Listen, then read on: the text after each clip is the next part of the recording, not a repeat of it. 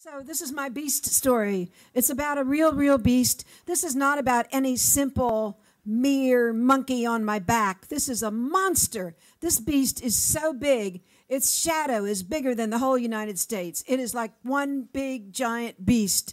It's got claws and it stinks and it drools and it's fat. It's fat because it's fed by corporate greed. And the beast is the medical bureaucracy. And the beast is,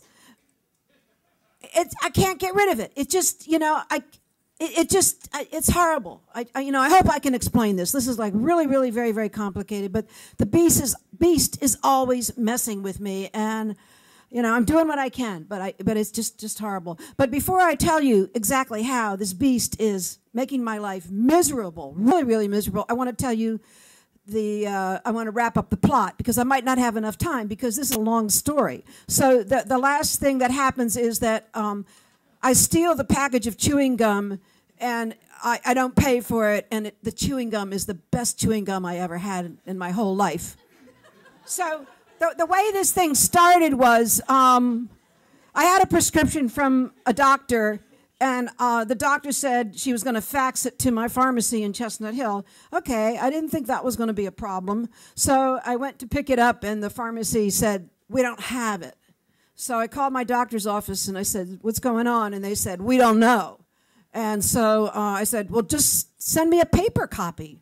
Okay, they sent it to me. So about 2 weeks later, I got the paper copy.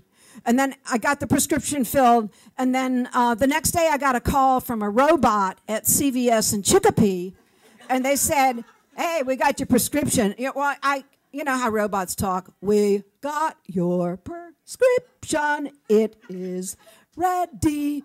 And, so I don't know how that happened. But anyway, I had the prescription. So I was okay for a couple of weeks, about a month. And then February 7th, I said, well, this medication is pretty good, medication X. So I thought, you know what I'm going to do? I'm going to get a refill. Okay. I didn't think this was going to be really hard. I can dial a phone, punched in the numbers, and they told me the prescription would be ready that night. And you know what? I believed them. Okay. So 8:30, I go to CVS in Chestnut Hill and want to pick up my prescription, and they say, oh, we can't fill that because your insurance company won't cover that medication anymore. So I'm thinking, okay, I'll call my doctor's office. Next morning, I call my doctor's office and I say, well, they're not going to cover this anymore because it actually does something. What are the alternatives? Can I get a less expensive medication? And so they tell me, well, you can get. Well, we prescribed this because it was the cheapest medication they had. And they said, well, how cheap is it? And they said, we don't know. Okay, so we decided on medication Y would do it. So I asked my doctor's office to call in a prescription to the CVS in Chestnut Hill, not Chicopee. And then, it's still not ready. I go back 2 days later, and it's still not ready. So I get a call from CVS, a human who doesn't identify herself, and she says, this medication is not covered by your insurance company. Well, that's actually a message I got. This is getting really confusing. So I get the message, and I say, she's really sort of not too well informed. So I call back CVS, and I get somebody else, and they actually do confirm that this medication Y is covered by my insurance company. So I go back to the physician's office, and I find out they have not actually called CVS yet. So they're just taking their sweet time because they get paid to do that. So I make it very clear that this is the medication I need. All the physician has to do is call it in to CVS, or they could send me a paper copy if they have trouble with that. So I get a copy. I think they're working on it. And then I get a call from somebody in my physician's office, and she says that, okay, your prescription will be ready tonight at 8:30. So I'm thinking, yeah, 8:30, good. Okay, I'll go get it. After my karate class, I'll get my prescription.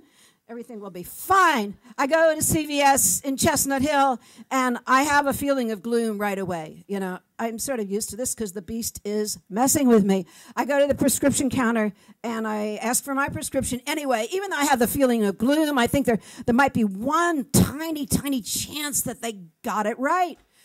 So I go to the prescription counter, and it's still not there. It's still not there. And they say, oh, you can't get that medication because it's been filled already. And guess what? So I say, I'm not leaving until I get a medication that's going to help me. I am going to sit here. So I do. I sit there. I don't care what time it is. Call the physician and get an authorization for medication Z. So a half an hour later, they get the authorization for medication Z, and I actually get it. Then I go home. I finally got something. I think it can help me. The next day, I get that message from Chicopee. Your prescription is ready. Please come and pick it up. So they phoned it back into Chicopee. So what can I say? The chewing gum was good. This beast is just driving me crazy. And I think we have to work for single-payer health care, have a much simpler system, get the bureaucracy out of it, and have people have health care and not paperwork.